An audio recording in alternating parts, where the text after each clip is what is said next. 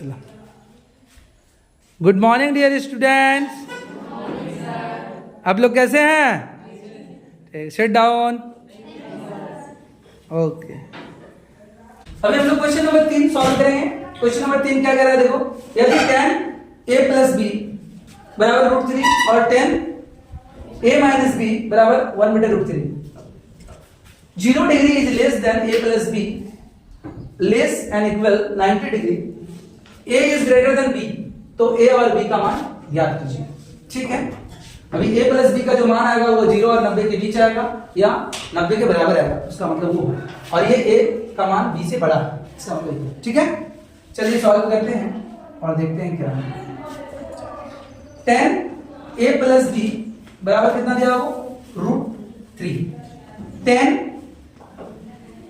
a plus b बराबर tan 60 degree, क्योंकि √3 का मान आता है tan 60 डिग्री, आता है ना। अभी देखो tan और tan दोनों तरफ कैंसिल कर देंगे, बचेगा क्या? a प्लस b बराबर 60 डिग्री। समझ में आया? This is equation 1। And second क्या कह रहा है? tan a माइनस b बराबर 1/√3। tan a माइनस b बराबर tan 1/3 का जो मान आता है वो कितना में आता है? tan 30 degree. तो tan कैंसिल, बचा क्या? a माइनस b बराबर 30 degree. This is your equation 2।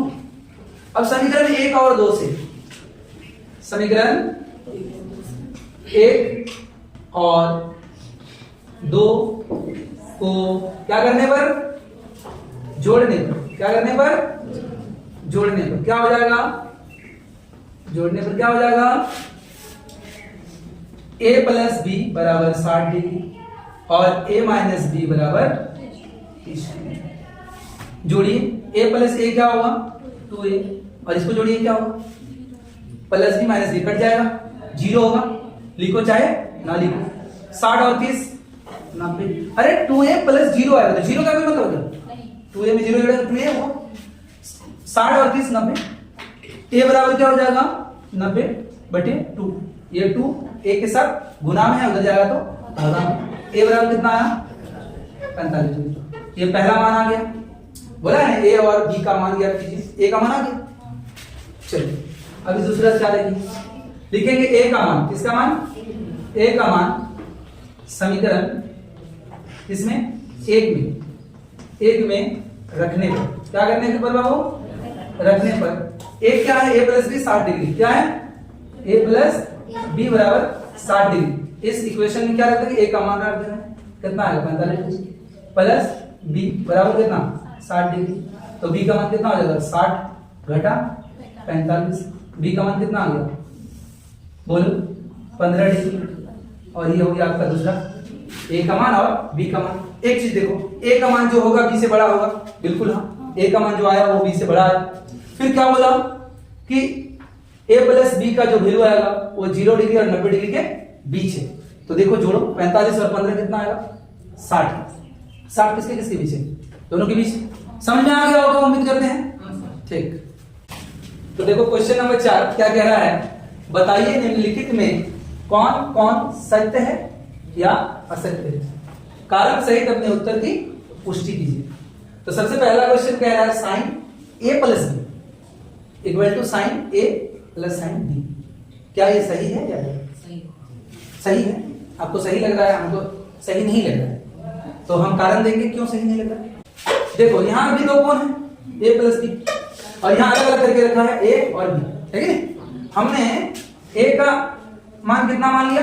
30 degree, and b का मान कितना मान लिया? 60 डिग्री। साइन ए बी 30 और 60 कितना? 90।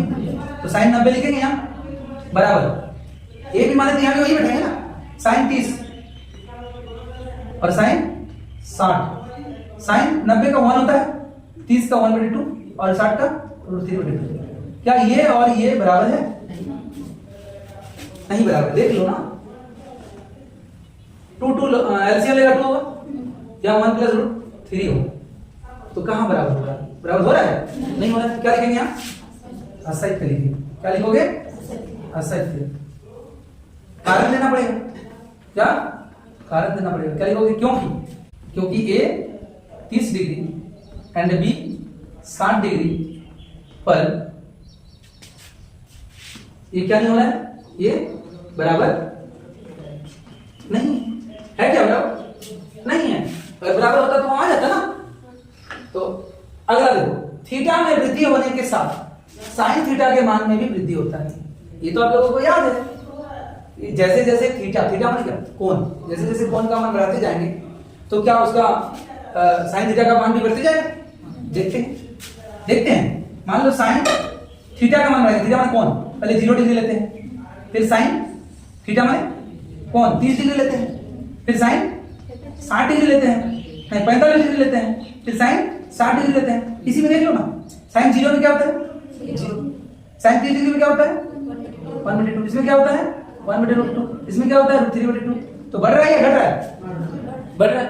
और साइन 90 में क्या होगा? 1 हो जाएगा, है ना। तो थीटा में वृद्धि होने के साथ साथ साइन थीटा के मान में वृद्धि होता है। ये सच है। क्या है? समझ में आया? क्योंकि थीटा में वृद्धि के साथ साइन थीटा का मान में भी क्या हो रहा है? वृद्धि होता है। ठीक है। अब बोले थीटा की वृद्धि होने के साथ साथ कॉस थीटा के मान में वृद्धि होता है ना? नहीं होता है। होता है क्या? नहीं होता है। बोले क्यों सर? देख लो, कॉस 0 डिग्री 1 होता है, कॉस 30 डिग्री √3/2 होता है। जस्ट उसका उल्टा हो रहा है, घट रहा है धीरे धीरे। फिर कॉस 45 डिग्री में क्या होगा? 1/√2। यही होता ना। कॉस 60 डिग्री में क्या होगा? 1/2।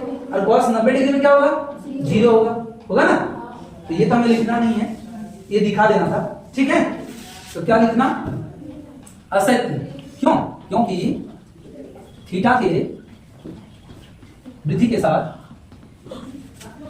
कॉस थीटा के मान, इसके मान कॉस थीटा के मान में वृद्धि नहीं होता है। नहीं होता है। बात समझ आ रहा है? चलो, अब बोले थीटा के सभी मानों पर साइन थीटा बराबर कॉस थीटा होगा। थीटा के सभी मानों पर क्या क्या मान लेते थे? थीटा के हम लोग क्या क्या मान लेते थे?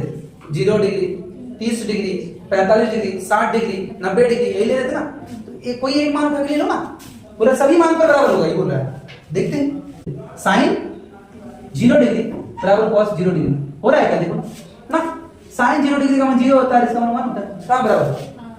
बराबर होता है ना। अब देखो, साइन 30 डिग्री और कॉस 30 डिग्री, इस मान को लेकर देखो।